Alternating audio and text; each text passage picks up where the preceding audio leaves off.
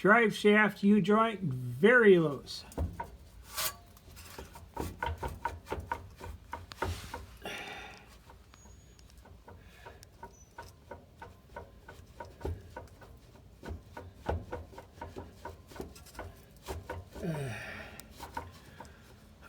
Damn, another repair. Oh well, gotta do it.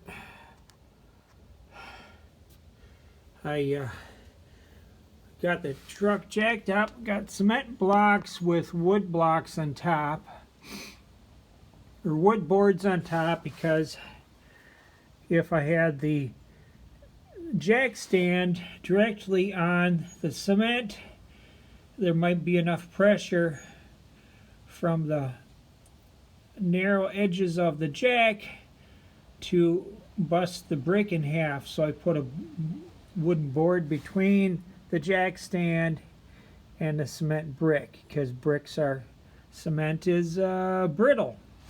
Boards are a lot softer, but darn it, I'm getting old for this.